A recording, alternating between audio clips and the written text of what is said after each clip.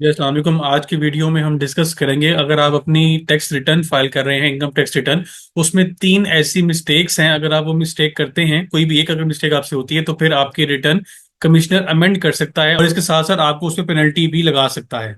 तो स्टार्ट करते हैं वीडियो को। सबसे पहले हम ये डिस्कस कर लेते हैं कि जब आप कोई रिटर्न फाइल करते हैं, तो रिटर्न आप फाइल कर रहे होते हैं सेक्शन 114, इसमें 114 सेक्शन है, इसके अंदर रिटर्न फाइल करते हैं।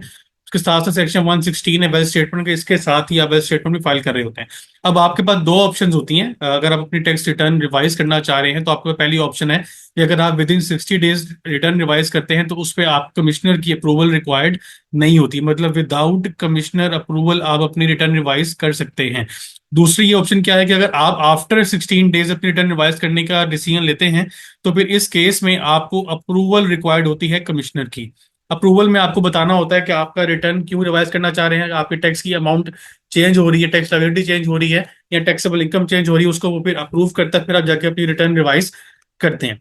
अब यहाँ पे जो हम रिवीजन की बात करेंगे, वो हम उस रिवीजन की बात कर रहे हैं जो आप खुद से नहीं कर रहे, कमिश्नर करना चाह रहा है आपकी रिटर्न में कुछ चेंजेस, क्योंकि उसको कुछ गलतियां नजर आई हैं आपकी रिटर्न में। उसके बेसिस पे वो आपको पहले नोटिस करता है और फिर आपकी रिटर्न को रिवाइज करता है। अब ये जो अमेंडमेंट है, इसके अंदर दो कैटेगरीज आ जाती हैं। एक अमेंडमेंट वो हो सकती है कि आपने जो ओरिजिनल रिटर्न फाइल की थी, उसके अंदर वो चेंजेस करना चाह रहा है। यहाँ पे दूसरी अमेंडमेंट क्या हो सकती है कि जो आपने रिवाइज रिटर्न फाइल की थी, जो आप अभी हमने ऊपर डिस्कस की 60 डेज वाली, उसमें वो अमेंडमेंट करना चाह रहा है कि आपने रिवीजन कर दी, उसके बावजूद कमिश्नर को उसमें कुछ मसले नजर आए, और वो आपको क्या करता है, दोनों केसेस के अंदर शो कॉज आपको इशू करता है। और शो कॉज में आपको वो बताता है कि मैं आपके रिटर्न को इन रीजंस की वजह से रिवाइज करना चाह रहा हूँ। अगर आपके पास कोई एविडेंस है अपने हक में, तो आप मुझे बताएं कि मैं आपके रिटर्न को रिवाइज क्यों ना करूं।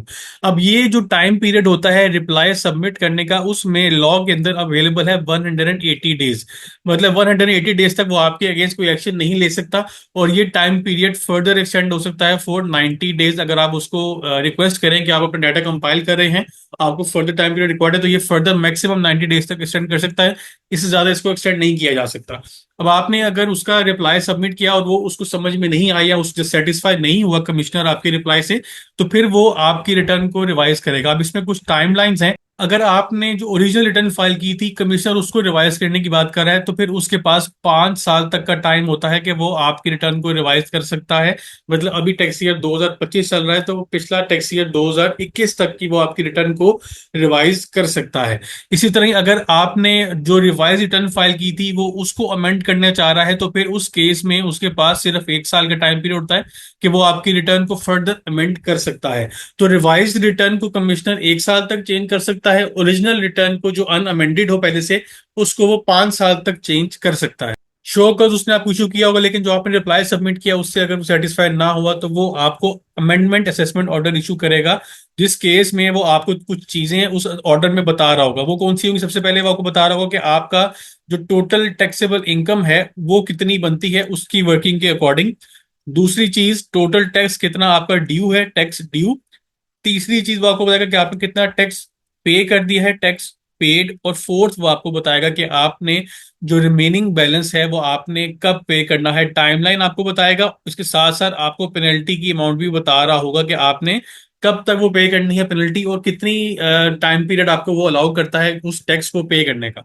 अब जो रीजंस हैं जिसकी वजह से वो आपको अमेंडमेंट नोटिस इशू कर सकता है या अमेंडमेंट का ऑर्डर इशू कर सकता है आपके अगेंस्ट। सबसे पहली जो मिस्टेक है वो आपकी रिटर्न में क्या होगी कि आपने जो इनकम डिक्लेयर की अपनी रिटर्न में, जिसको उसने एनालाइज किया, उसके अंदर कुछ अमाउंट ऐसी निकली जो अनडिक्लेयर्ड थी। उसके पास कुछ एविडेंस निकला जिसको वो वेरीफाई उसने किया, और उसको पता चल गया कि आपने कुछ इसमें अपनी इनकम को कंसील किया है, छुपाया है, अंडर वैल्यू किया है, या उसको आपने डिक्लेयर नहीं किया। सेकंड मिस्टेक जो आपकी रिटर्न में होगी वो आपकी टैक्स से रिलेटेड है। मतलब आपने इनकम तो अपनी फुल अमाउंट पे दिखा दी, लेकिन उसको आपने एग्जेम्प्ट कैटेगरी में ट्रीट करवा दिया, जिसकी वजह से आपकी जो टैक्स की अमाउंट है वो कम बनी और उसको रिकवरी में लॉस हुआ। इस चीज को कवर करने के लिए भी वो आपकी रिटर्न को रिवाइज कर सकता है।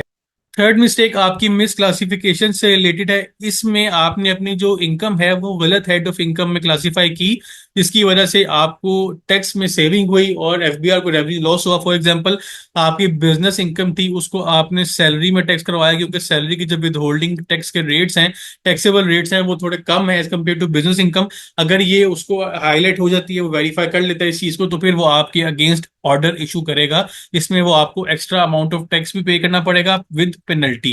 तो इसकी वो टाइमलाइन आपको बता देगा। जितनी भी इंफॉर्मेशन उसने कलेक्ट की है आपके अगेंस्ट, उसको लॉ में डेफिनेट इंफॉर्मेशन का नाम दिया गया है। डेफिनेट इंफॉर्मेशन का मतलब है कि एफबीआर के पास एविडेंस है in the form of hard copies. उसमें आपकी इनवॉइसेस हो सकती हैं, रिसीट्स हो सकती हैं, या आपकी सैलरी जो स्लिप्स है वो हो सकती हैं, जिसके अंदर वो आपको बता सकता है कि आपकी इनकम कितनी थी। वो जज कर सकता है, या उसने कैलकुलेट की है, उसकी वर्किंग उसके पास अवेलेबल है, वहां से उसने टैक्स एबिलिटी निकाली और आपकी इनकम को उसने कैलकुलेट कर लिया। दूसरा, उसके पास क्या रिकॉर्ड होता है, आपने जो इन्वेस्टमेंट की है, या आपने कोई अगर एसेट परचेज किया है या सेल किया है, उसके सारे डॉक्यूमेंट्री एविडेंस उसके पास अवेलेबल होते हैं। वो in the form of bank statement भी हो सकते हैं, या फिर आपके पास जो सेल डीड या आपके नाम पे टैक्स जमा हुआ, उसकी बेसिस पे वो कैलकुलेट कर सकता है। तो ये जी डिटेल वीडियो थी रिगार्डिंग 3 मिस्टेक्स जो कि आप अपनी रिटर्न में अगर करते हैं तो एफबीआर आपकी रिटर्न को अमेंड कर सकता है, साथ साथ आपके ऊपर पेनल्टी भी लगा सकता है। इसके अलावा जो आज की हमारी डिस्कशन थी उसका लॉ में रेफरेंस सेक्शन 122 है, इसके ऊपर हमारी डिस्कशन हुई। जितने भी पॉइंट्स हमने डिस्कस किए हैं वो सेक्शन में आप एक दफा स्टडी कर सकते हैं। इंशाल्लाह इस वीडियो में टॉपिक के ऊपर डिस्कशन होगी। अपने ध्यान रखिएगा। अल्लाह हाफिज़। मैंने अपने व्हाट्सएप पे चैनल बनाया है सीए पैकेज शेख के नाम से। इसमें जितने भी रिसेंट अपडेट्स हैं वो आपको एक्सक्लूसिवली यहाँ पे अवेलेबल होंगी, रियल टाइम पे आपसे शेयर की जाएंगी। उसके बाद वीडियो में जो भी मैं डिस्कशन करता हूँ उसको मैं पहले ही ग्रुप में बता दूंगा इंशाल्लाह कि जो आज हम डिस्कशन करेंगे वो किस टॉपिक के ऊपर होगी। उसके अलावा जो भी नई अपडेट्स आएंगी वो इस चैनल के ऊपर आपको उसके लिंक्स या डॉक्यूमेंट्स आपको अवेलेबल होंगे। तो आपसे रिक्वेस्ट है, मैंने लिंक इस चैनल का डिस्क्रिप्शन में ऐड कर दिया, आप उसको जाकर फॉलो करें ताकि आप रिसेंट अपडेट्स के साथ इन टाइम अपडेटेड रहें।